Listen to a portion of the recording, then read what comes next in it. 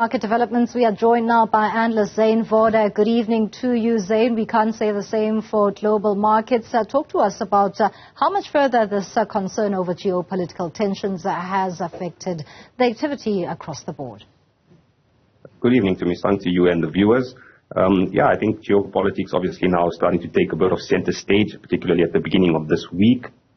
We have seen quite a sell-off in global equities on the whole. However, the U.S. for now seems to be maintaining recent gains, largely on the back of earnings season, which I think coincides now with this geopolitical tension. So for the U.S., I think for U.S. stocks at the moment, that's what is the saving grace. I mean, we did see a little bit of a drop-off yesterday in U.S. equities, but we are seeing a bit of sideways trading happening today, range-bound trade for that matter. With the S&P 500 still holding above that 5,000 point mark. So for now, like I said, US, I think with this earnings season, it's going to be interesting to see how markets navigate, obviously, earnings season coupled with the geopolitical tension.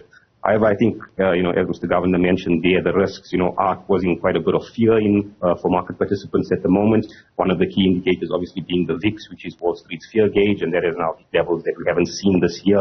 Obviously, there has been a lot of optimism around stock markets this year, but that is quite a telltale sign, obviously, of what we are seeing on the geopolitical front. And I think, as Mr. Governor mentioned as well, the possibility of an expansion of this conflict here is what market participants fear. If it just remains Israel-Iran, the possibilities then obviously of, affecting global growth is not that big. But if this obviously expands and we do get other countries then jumping in, then this obviously could expand, and then we could have supply chain issues, demand issues, global growth issues, and this is obviously what is keeping, market participants on the back burner at the moment.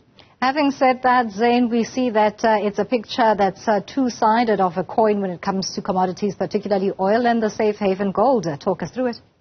Yes. I think oil is the most surprising to me. I think many people expected quite a big jump on the oil prices, when markets opened on Sunday night, and we didn't actually get that.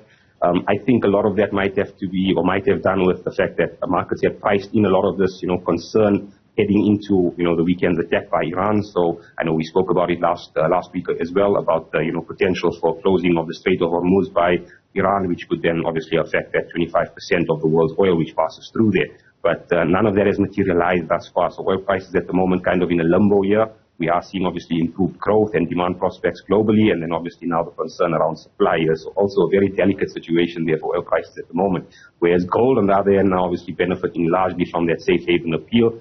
And obviously we have seen over the past couple of weeks something which has continued over the last few months, these central banks buying large amounts of gold as well. That also obviously keeping that demand high. So a really mixed picture for commodities, as you mentioned. And on the whole, the commodity sector, we are seeing optimism around global growth as well. So, this is kind of an inopportune time for this geopolitical tension in a way, because now we were seeing sort of a push for commodities obviously to move a lot higher this year, or the potential for that to happen anyway. And now with the geopolitical tension, I suppose it's a wait-and-see game moving forward. How then are emerging market currencies, including the rand, performing given all these developments?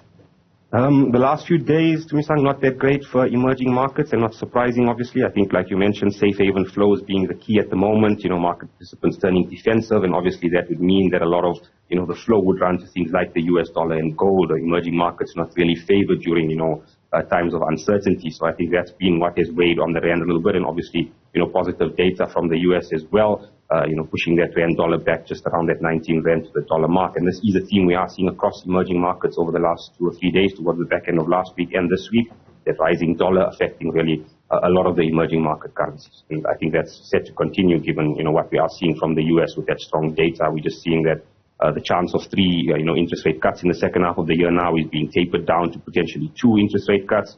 So with all of that in mind, emerging market currencies, I'm not expecting any significant rebound in the short or medium term. Lastly, what's the domestic market expecting from consumer price inflation figures, those we expect tomorrow from Stats SA?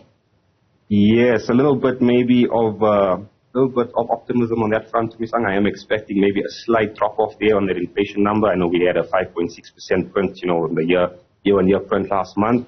A lot of that obviously came down to increases in medical aid premiums, which was quite a significant jump there.